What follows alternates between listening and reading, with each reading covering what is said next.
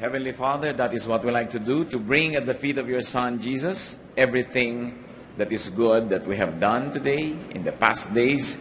Inaalay namin sa iyo, Panginoon, ang lahat ng mabubuting bunga ng gawain mo sa amin. Ganon din naman dinadala namin sa iyong paanan, anuman ang aming mga karumihan at mga kasamaan. Hinihiling namin, Panginoon, ang inyong pagpapatawad at paglilinis. At ngayon, lumalapit kami, Panginoon, humihingi sa inyo ng pagpapala. Nawa pagpalain mo mga buhay namin, palakasin mo ang aming isip at katawan sa pamamagitan ng iyong salita. Tunay na ang salita mo ang gamot sa lahat ng uri ng aming mga karamdaman, tugon sa lahat ng aming mga tanong. Nawa, Panginoon, ang salita mo magkaroon ngayon ng napaka-practical na application sa buhay namin.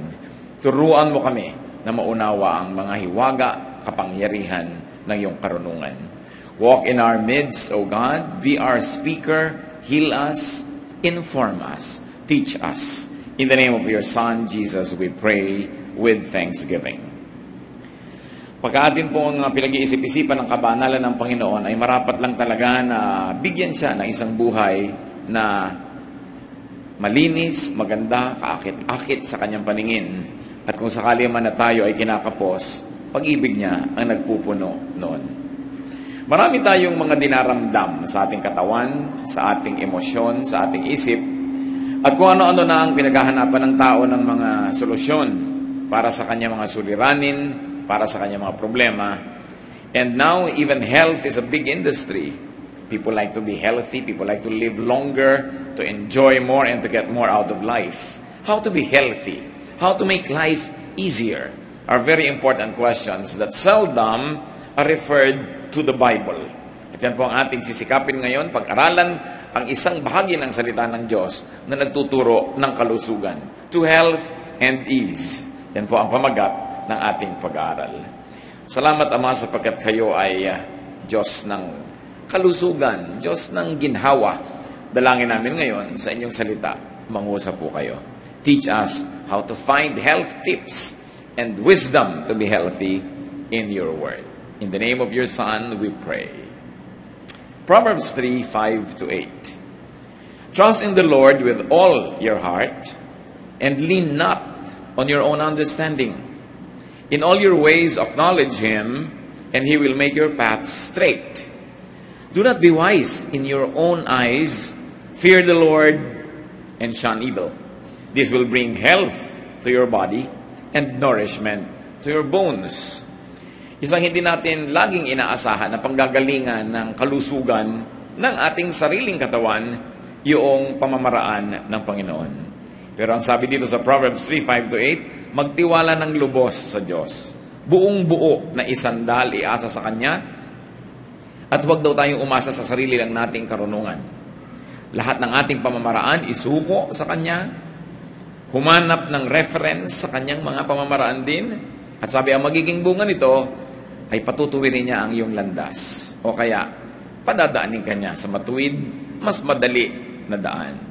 Sabi, huwag kayong magdudunong-dunungan. Yung sa tingin nyo, ang runong-runong nyo, ang gawin ninyo, magkaroon kayo ng banal na takot sa Diyos at umiwas kayo sa masama. Ang paggawa daw ng lahat ng iyon, ang siyang magbibigay ng kalusugan sa ating katawan, sa ating laman, sa ating mga buto. So there are various health lessons, indeed, from these verses. And one of that is to trust the Lord completely, especially when you think otherwise. Madaling magtiwala sa Diyos, madaling sumunod sa Diyos kung yun na rin sinasabi niya ang gusto nating gawin. Madaling sumang-ayon sa Diyos kung yun naman talaga ang balak din natin. Pero kung nagkakaroon ng pagkakaiba yung ating opinion at yung sinasabi ng salita ng Diyos, kung iba yung gusto ng puso natin sa itinuturo ng kanyang mga batas, sino na ang nasusunod? Sabi, kung gusto mong magkaroon ng malusog na buhay, sa Panginoon ka magtiwala ng lubos, lalong-lalo kung hindi ka sang-ayon sa Kanya. Let the Lord lead you in all you do. Hindi lang doon sa mga gusto mong gawin, susunod ka sa Kanya, at sa ayaw mong gawin, yung sarili mo na ang masusunod. Pinapangako nitong Proverbs 3, He will go before you. And what can it mean that the Lord goes before us? It can mean that He will clear the road for you. Kung ang sinusunod natin yung kalooban ng Panginoon, dito ka dumaan, dito ka magpunta, sa direksyon na yan ka tumahak, ang pwede niyang gawin ay linisin, hawanin ang daan na dadaanan natin, or you could take an already cleared road. Pagka naman ng Panginoon, sinabing dito ka dumaan, alangan namang padaanin kanya talaga sa hirap at dawag at tinik at mga imposibleng daanan. So, mahirap man yon, tutulungan kanya para yan ay mapadali. O kaya talagang alam niyang yun na ang pinakamadaling daan, kaya yun na ang itinuturo niya. 2 Samuel 22:37, you broaden the path beneath me so that my ankles do not turn. Ito pong mga karamihan, ang bibigyan ng mga example sa Bible ng mga path, dapat nating appreciatein yung geographical situation ng Israel. It's a very mountainous country.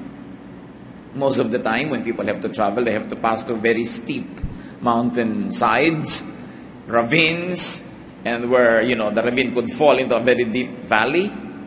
Ang kitid-kitid ng mga daan, mabato pa. At pag mabato ang daan, pwede ka matapilok. You know what can happen pag natapilok ka? When your ankles turn, pwede kang mapilay ng napakatagal, maring matagal bago makarecover, at yan ay masakit. At sabi, hinahawan niyo ang daan ko, lumuluwag. Isang talinghaga ng kahulugan lamang niyan ay yung madali na achieve natin kung sumusunod tayo sa Panginoon. Ngayon, marami naman nagkakaroon ng karanasan. Sabihin, may mas madaling paraan yung hindi paraan ng Diyos. Kaya nga hindi kami laging gumagawa ng paraan ng Diyos. May ibang shortcut, may ibang madali. Kaya ang sinasabi ng Proverbs 3, huwag ka magtiwala sa sarili mong runong. Kung sa palagay mo, mas madali itong iniisip mo kaysa sa sinasabi sa'yo ng Diyos, mag-isip-isip ka. Mas matanda naman sa'yo ang Diyos, hindi hamak, para malaman niya kung ano talaga yung madali. Sa kakitiran kasi ng ating karanasan, sa kaiksian ng ating buhay, kahit ka pa nga 90, 100, ang iksi niyan because God is forever. Madalas tayong natutuksong mag-isip na mas marunong pa tayo kaysa sa Diyos. Na meron tayong mas madaling paraan. Samantalang sinabi niya, yung paraan ko ang daanan mo sapagkat yun ang madali. So sa biglang tingin, parang hindi yun ang madali. At pagka dumarating sa ganun ang ating buhay, doon tayo dapat ganap na magtiwala. Hindi naman natin kailangan magtiwala sa Diyos kung tayo'y sang-ayon sa sinasabi niya. Hindi natin kailangan magtiwala kung yung inuutos ng Diyos ay yun mismo ang gusto nating gawin. Kailan tayo magtitiwala? Pagkabaligtaran ng kalooban ng Diyos ang sinasabi sa atin na ating puso na gusto nating gawin. At yung mga pagkakatapit-tapilok na yan, mga pagkakamali-malit, pagkakahulog-hulog, hindi dahil yan sa pagsunod sa Diyos. Dahil yan sa hindi pagsunod. Dahil malinaw ang sinasabi niya, hahawanin ang daan at hindi ka matatapilok. Isa pa po na binabanggit sa atin ng Proverbs 3 is don't ever think that you are wise enough as to not consult God. Sabi niya, don't go before God. Hayaan mo siyang mauna. Huwag kang kumikilos nang hindi ka humihingi ng payo, turo, pagbabawal, limitasyon mula sa Diyos. Kahit si Satanas, nung humiling siya na kanyang pahirapan si Job, binigyan siya ng limitasyon. Ito lang ang pwede mong gawin. Kahit siya nga ino-observe niya yung limits na yon. Tayo pa kaya? Kaya ang sabi po sa James 4:13-15, now listen, you who say, today or tomorrow we will go to this or that city, spend a year there, carry on business and make money. Why? You do not even know what will happen tomorrow. What is your life? You are a mist that appears for a little while and then vanishes. Instead, you ought to say, if it is the Lord's will, we will live and do this or that. Sabi, huwag kang magiging mayabang na sinasabi mo, bukas sa makalawa, next month, next year, etong plano natin, ganun ang gagawin natin, pupunta tayo sa ganung lugar, magpapayaman tayo. Sabi, hindi mo nga alam kung ano mangyayari bukas. Tapos kung magsalita ka about next week, about next month, parang alam mo na kung ano mangyayari sa ganun. Sabi ganun, hindi mo alam yan. Ano bang buhay mo? Para ka lang usok.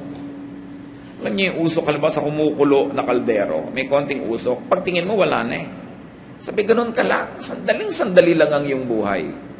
Kaya huwag mo nang sasayangin pa sa pagkakamali lang.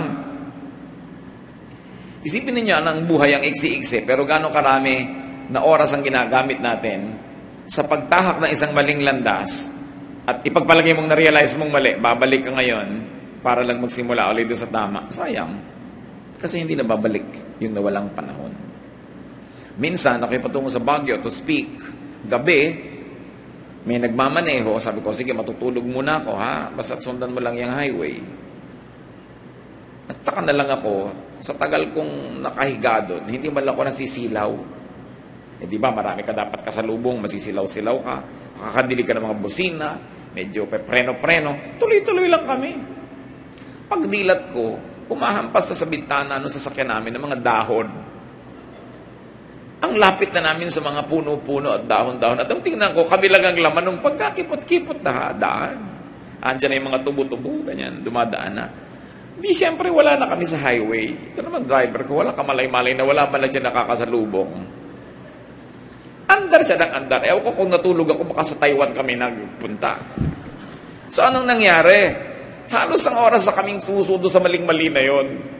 So, isang oras yung nasayang papunta, isang oras yung nasayang pabalik, para lang kami makabalik dun sa maling liko, para maitama. Sa buhay natin, gano'ng karami nasasayang na ganun? Dahil nakukulangan tayo ng pagkonsulta sa Diyos. Pinangungunahan natin, sikit tayo ng sikit, desisyon ng desisyon, tapos mali pala. Sayang ang panahon, sayang ang pera, sayang yung lakas. Kaya kung minsan, bago tayo rumunong, matanda na tayo. Hindi mo na ma-apply yung natutunan mo dahil lampas na. Sisikapin mo nga ituro sa mga kabataan na ayaw makinig dahil gusto nila matuto sila on their own. Gusto rin nila magsayang ng maraming oras. Samantala yan, nakikinig sa matatanda, nakakatipid ng maraming panahon na masasayang sa pagkakamali. Lalo naman ang matitipid nung nakikinig sa Diyos. Kaya sabi, makinig ka. Lalong-lalot, hindi ka sang-ayon. Huwag kang magyabang na akala mo, hawak mo ang bukas. Isa po yan sa mga panukat ko, mga kapatid ko, ang tao young. Between young and mature. Yung young, hindi pa niya naiisip na may nasasayang na panahon. Sige lang siya ng sige. Pero pagka meron ka ng edad, mature ka na, alam mong, ay sayang. Nasayang yung isang linggo, nasayang yung isang taon. Lalo kasi kung malapit ka ng lumubog, no? Mga nasa alas 5, alas 6 ka na ng buhay, ng gabi, no? Nangihinayang ka na dahil ang konti na lang natitira. Pero yung mga young people, they don't mind wasting 1, 2, 3, 4 years. Kaya, yung mas maaga, mas bata ka, matuto ka agad, mas marami kang mapapakinabangan sa buhay. At sa Biblia, nandiyan yung mga guidance. Mga kabataan naman kasi, kailan ba yan sumusunod sa mga magulang? Pag din sang-ayon, pag hindi sila sang-ayon, madalas, palihim nilang sinusunod yung sarili nilang gusto. Para ma-realize lang nila later yung mali nila, tulad ng mali yung dinaanan, babalik at babalik din naman. So don't ever think that you are wise enough to believe in yourself more than in God. Especially when there is a conflict of points of view. Madalas nangyayari yan, parang hindi practical yung gusto ng Diyos Parang hindi yan yung magwo-work. Parang hindi yan yung click. Pero sino tayo para sabihin yun? Ang iksi-iksi nga ng karanasan natin. Nagtitiwala tayo sa ating mga pamamaraan, sa ating mga style, sometimes even devious styles, ungodly styles. We think that that is what will work. Psalm 20, verse 7, some trust in chariots and some in horses, but we trust in the name of the Lord our God. Ang ibinibigyan na example dito, mga digmaan. Meron daw na ang lakas ng loob nila, nagmumula kung gaano karami ang mga kabayo, mga karwahe nila. Pero sabi, ang lakas ng loob namin nagmumula sa pananalig namin sa Diyos. Hindi ko mo nananalig ka sa Diyos, wala ka ng horses, wala ka ng chariots. Pero kung puro horses at chariots lang yan, tapos wala yung Diyos sa equation, wala rin mangyayari. At paulit-ulit na ipinakita sa Biblia, yung napakaraming halimbawa, nung imposible, pero ang nananalo yung mga anak ng Diyos. Kasi kinakasihan niya, binibigyan niya ng pagpapala. Psalm 118, verse 8, it is better to take refuge in the Lord than to trust in man, including yourself. So, ang pinagtitiwalaan ng tao kuminsan, chariot, horses, or man. Technology, things, material wealth, methods, tools. Pero sabi, wala yan pagka hindi yan ang pamamaraan ng Diyos. So trust the Lord to the point of obedience. You don't just say, I trust God. Everybody says that. But do we trust God to the point of obedience? Nagtitiwala ba tayo hanggang makarating sa pagsunod? Trust God to the point of staying away from evil. Yun ang ibig sabihin ng pagtitiwala. Hindi pagtitiwala sa salita, hindi pagtitiwala sa isip, kundi pagtitiwala na inilagay mo ang iyong buhay, inilagay mo ang iyong kalagayan sa kamay ng Panginoon. Pagtitiwala na may action. Tulad nga ng isa noon na may sunog daw, at merong isang bata na natrap sa second floor lang naman ng bahay. At masusunog na talaga siya, maiipit na ng apoy doon, kaya pinapatalon siya ng mga tao sa baba. May kataasan din naman yung talon. Merong isang lalaking napakatipuno ng katawan na talagang malaking-malaki ang mga muscle at braso. Siya sabi, tumalong ka, sasaluhin kita. Hindi naman doon tumalon yung bata, kundi doon sa isang lalaking payat. Alam niya kung bakit? Yun ang tatay niya. May tiwala siya Sabi niya, ba't ako titiwala din sa maskulado na ito, kahit payatot ito Napatunayan ko na talagang mamahalin ako nito, sasaluhin ako.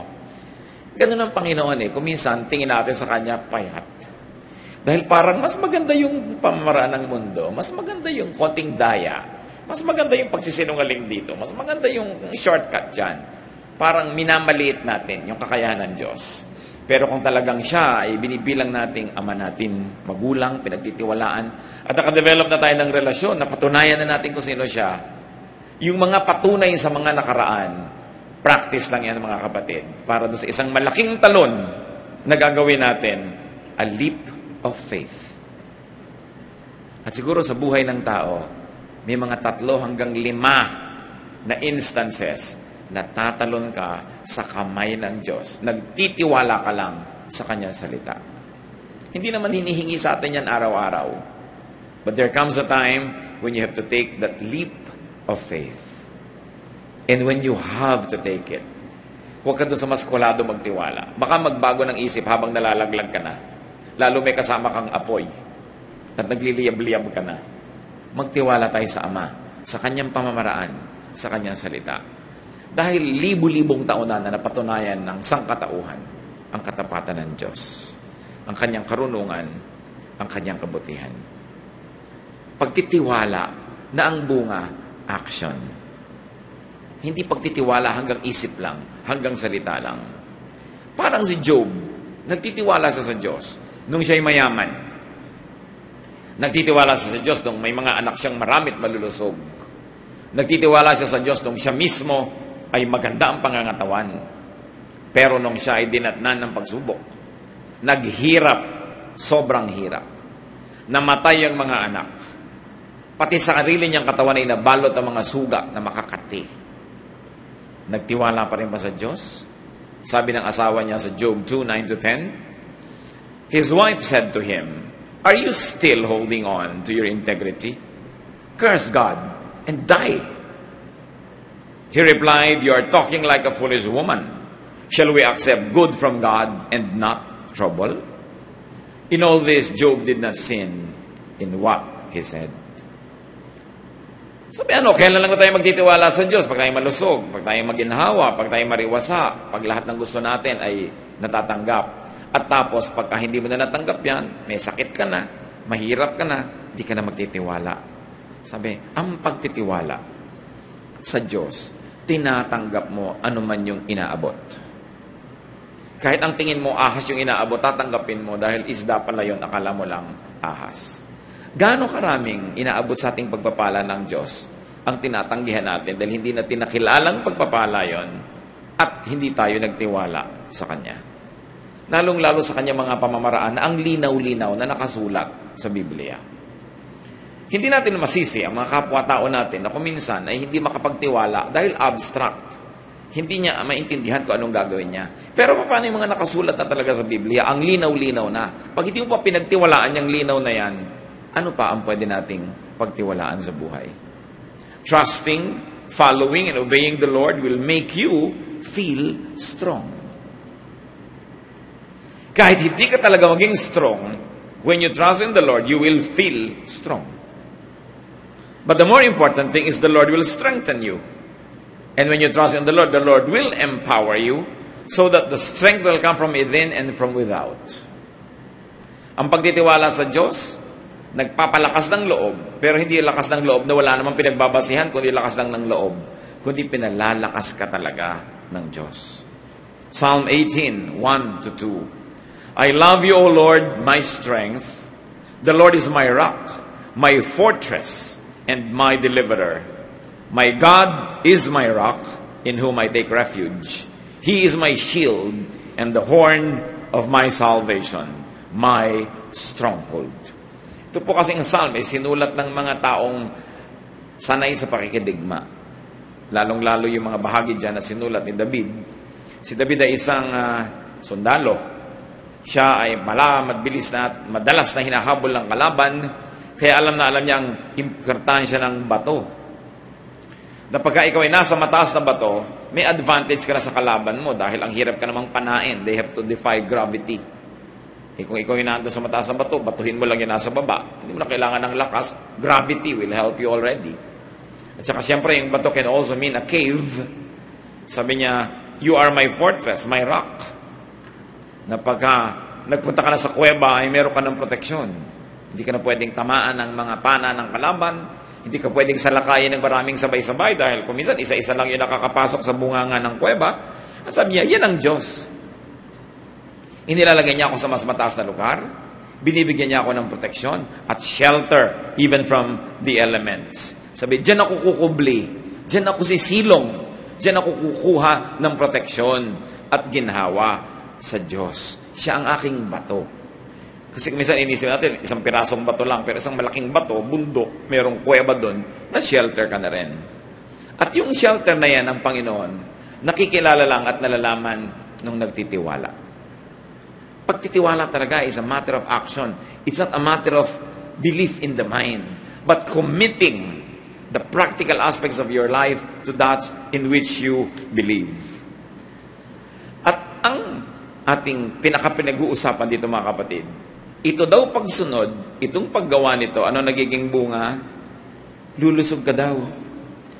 Sabing ganon, pagka ito ang iyong ginawa, this will bring health to your body and nourishment to your bones. Anong kinalaman ng pagtitiwala sa Diyos dito sa health to our body and nourishment to our bones? Sapagkat ang paraan ng Diyos ay spiritual, binibigyan din ito ng ginhawa ang ating isip. Binibigyan ito ng ginhawa ang ating katawan. Baligtarin natin. Ano ba ang sumisira sa kalusugan ng tao? Fear. But fear is not the way of the Lord. Kaya ang laging utos niya, fear not. Huwag kang matakot. Huwag kang matakot. Anong kinakatakutan ng maraming tao ngayon? Ay, ang ekonomiya ng mundo bumababa. Ay, maraming matatanggalan ng trabaho. Ay, ganito, ganyan. Paraan ba ng Panginoon yung matakot? Sabi niya, do not fear. May recession o wala, mayroong progreso o wala, andyan pa rin ang Diyos. At ang mahalaga, manalig ka na nandun ng Diyos, hindi ka niya papabayaan dahil mahal ka niya. Yung pa lang, magkakaroon ka na ng kapayapaan. Kaya it will bring health to you. But what will fear bring? Fear is not the way of God. It is the way of the devil. He comes to steal, to kill, to destroy. What is another health buster? Anxiety. Mag-alala, mag-atubili, mag-worry. Pero ang sinasabi ni Lord, don't be anxious. Not even about what you shall eat or what you shall drink. Because God knows that you need all this. Sabi niya, ang unahin mo, kaharian ng Diyos. Ibig sabihin, pagharian ka ng Diyos, gawin mo yung pinagagawa sa'yo ng Diyos, sundin mo yung pamamaraan ng Diyos, yan ang unahin mo. Sabi niya, and God will add all of these things that you want to the equation. Yun ang uunahin mo. Ano pa ang nagpapasira ng ating kalusugan? Anger, hatred, bitterness, which is not the way of the world, of the Lord. It is the way of the world, but not of God. Kasi niya, do not be angry, do not hate, do not be bitter, forgive. This is the way of the Lord. Kaya pag pinag-uusapan natin kanina, ano ba yung mga ways na yan na parang payat, eto yung maskulado doon kung gustong pumunta? Yung sinasabi ni Lord, do not be angry, do not hate. Mas, ay, hindi ako naniniwala dyan. Sa galit ako eh. Nakakagalit talaga. Ibig sabihin, minamaliit mo yung pamamaraan niya. That you'll rather adopt the way of the world At pag ginalit ka, nagagalit ka nga, nagtatanim ka ng sama ng loob, patuloy ka na ng pupuot, it's the way of the world. Doon ka tumalon sa maskulado sa tingin mo. Na yun ang tamang gawin, yun ang dapat talaga na isagot sa mga gumagawa ng masama. Sumisira sa ating kalusugan, jealousy. Magselos ka talaga. Para kang inaasido niyan, para kang naliligo sa isang drum na asido. Kakainin ka niyan. Kaya ang tinuturo ni Lord sa atin, yung magkaroon ng kapanatagan, kapayapaan, unahin siya. Covetousness can destroy us. Yung walang hanggang paghahangad, lalo sa hindi naman sa'yo, at lalo naman yung hindi mo dapat hangarin. Kaya utos yan, do not covet. Pero gaano karaming hirap ng katawan, panganib, pagkasira ng ating kalusugan ang sinusuong natin dahil sa ating covetousness. Vices. Alam natin na hindi paraan ng Panginoon yung maglasing ka hanggang magkalasing-lasing ka dyan, manigarilyo ka, mag-drugs ka hanggang magkabangag-bangag ka dyan. Hindi yun ang pamamaraan niya. Yung kumain ka ng walang habas, o kaya pabayaan mo yung katawan mo. Kaya sabi, it will bring health to your bones. It will make you feel good. It will strengthen you if you follow the ways of the Lord. Hindi lang yung ways that are moral, even the ways that are very practical. Kasi sinasabi niya, 6 days you shall work, on the 7th you should rest. So even resting is part of our health. Kasama yan sa utos ng Diyos. Sinasabi niya, eto, huwag mong mag-overeat. Katulad lang ng mga Israelites doon, umuulan yung mana, sabi ni Lord, huwag kayong magkumuha ng higit sa kailangan nyo. Kung nung umuulan, yung tinapay na ito na nanggagaling sa langit at inutos ng Diyos, huwag kayong kukuha ng higit sa kailangan nyo. Diba? Bakit sa buffet table, tambak-tambak ang inilalagay mo sa iyong plato? Hindi mo naman talaga kailangan yon. Pwedeng gusto mo yon, pero ang tanong, kailangan mo ba? Ganon talaga karami. So many people become very unhealthy, even in these practical terms. Meron tayong mga bisyo, pag-abuso sa ating sarili. We can go on and on. Pero ang mahalaga na gusto ko na appreciate natin yung mga kapatid, in this health-conscious generation, it's still the Word of God that is the source of the policies and the philosophies of good health. Na huwag ka magtanim ng galit at pagtiwalaan mo yung turo na yon. Huwag ka mag-alala kahit mahirap gawin. So, alam mo, Pastor, mahirap hindi mag-alala. Di sige, hindi mag-alala ka. Di ba mas mahirap yon? At ano naman ang napala mo sa pag-aalala? Sabi nga sa Biblia, hindi mo mapapaputi ang isang itim mo na buhok. At hindi mo mapapaitim yung maputi mong buhok kahit anong pag-aalala gawin mo dyan. So, ba't mo sinasayang ngayong lakas? Why worry when you can pray? Sabi ng maraming tao. Why worry about tomorrow? Hindi mo pa nga alam kung nandiyan ka pa bukas. Why worry about things that are beyond your control? What is important is for you to keep on doing the best within what you can do now. Tomorrow, sabi sa Matthew, will take care of itself. Let the day's own trouble be sufficient for the day. Kaya nga pati sa prayer ang itinuturo, give us this day our daily bread. Araw-araw may bagong pagpapala ang Diyos, so huwag mong patayin na yung sarili, kaaalala sa next year. Nandun pa rin ang Diyos pag dumating yung next year. Pero ang mahalaga, nandun ka pa rin ba? O baka nasira na natin ang ating sarili beyond redemption, that we are self-destructive. Ang tanong mga kapatid, kung inire-relate nitong Proverbs, yung good health sa ways of the Lord at sa pagtitiwala sa ways na yon. Ang tanong, meron kaya tayo ngayong mga karamdaman na ang tunay na pinagmumulan is lack of faith in God and believing in our own ways or ways of the world? Gaano karami sa atin na matataas ang mga presyon ng dugo dahil laging anxious or dahil laging galit? Gaano karami sa atin ang nasusuong yung kalusugan natin, yung atay natin nag-overload sa dami ng mga hindi naman natin dapat pinagkakakain na kailangan salain ng atay natin? Gaano karami mga tulog ang nawawala, nakakandapuyat-puyat tayo, nasisira ang kalusugan dahil sa mga pagpupuyat na walang kahulugan. O kaya ay dahil sa mga pag-aalala na kahit naman mapuyat ka ng mapuyat, wala pa rin nangyari.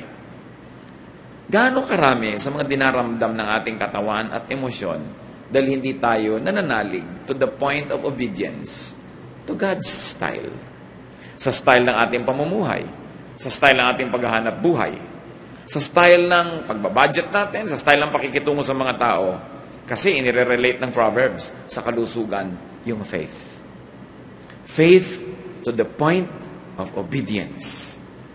At yan ang nais ko ngayon na ating tingnan. Could we be suffering physically because of ungodly ways? Could we be suffering emotionally because of our ungodliness? Ungodliness doesn't always mean committing moral sin, but just not doing the right thing and not doing the right way. Pag binasa po natin ang Biblia, halos lahat ng ginagawa ng tao, binigyan na dyan ng guidance.